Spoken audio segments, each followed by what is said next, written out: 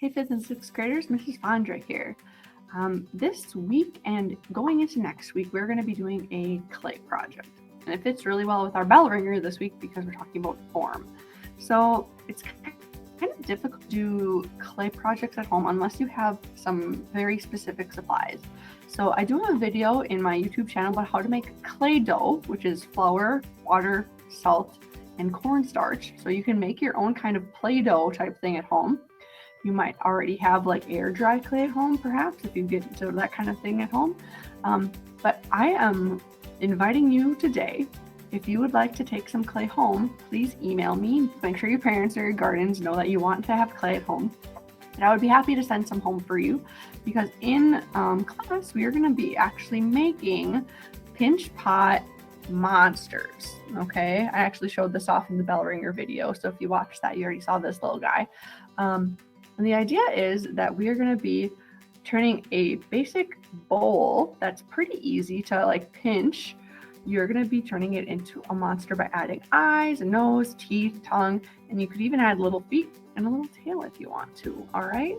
So I have another video that I'm actually kind of mush into this video in just a second as to how to make this type of a project. But I understand clay is not possible for everybody. It's just really messy, your folks don't want it at home, you just don't have the time. Your project instead of this would be to be drawing a made-up fictional monster. So you could have 5 eyeballs, tentacles, arms, legs, crazy critters. So the project this week and next week is monster. All right. So again, if you want to talk to me about getting clay or email me about getting clay, I'd be happily able to get some to you and explain some of the rules or like things you need to do when you have clay. Because if you don't handle clay correctly, it'll dry out and you can't use it, which is kind of a bummer. So I'm going to take a quick pause here. I'm going to get set up and I'm going to talk to you about how to make a pinch pot. So stay tuned. What I would like you to do, if you have a ball of clay or clay dough or whatever you're using at home, you're going to want to make this into more of a ball shape. Right now it's kind of just a big lump. So in between your hands, kind of using your palms, you're going to want to push and roll to make this look more like a golf ball or a baseball or whatever size clay you have. All right. I know if you rub back and forth too much, it kind of turns into this cylinder shape that's more tall. So if you squish it in between there, you kind of just keep rolling it in a circle. You'll see my hands are going in a circle while I do this, not just one way. Okay, so as soon as you have some sort of a ball shape, you're going to kind of give your clay, I like to call it a belly button. Okay, so you're going to stick your thumb or your finger, and you're going to poke and give your clay a belly button, a little hole. All right, because that's where the opening of your bowl is going to be. All right, from there, you're going to use your little pincher fingers, your little lobster claws, your little bird mouth. You're going to stick your thumb on the inside of that belly button and use the rest of your fingers to pinch.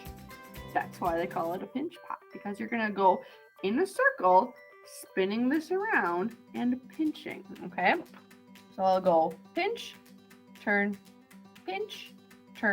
and as you pinch, you are making your opening bigger.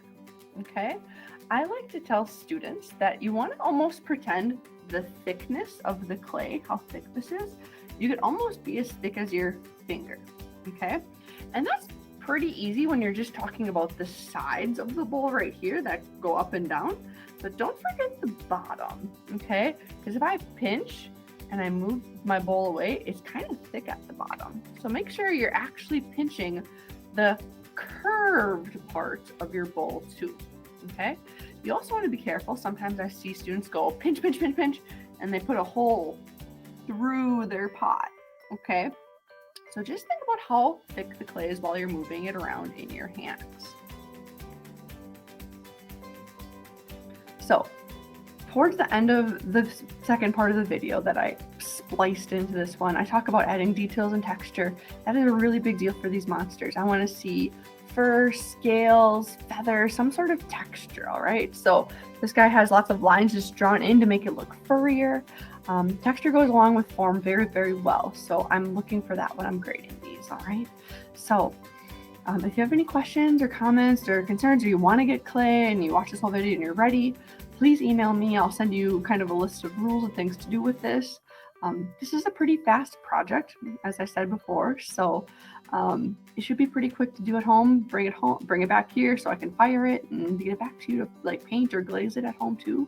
That'd be pretty fun. So again, questions, comments, concerns, please let me know. I'm really looking forward to see what you come up with. Also, if you're doing a drawing of this instead of clay, please turn in photos to Art Sonia. We're going to be doing Art Sonia for this project at the end of the day. So I can't wait to see what you've come up with. All right. Happy creating.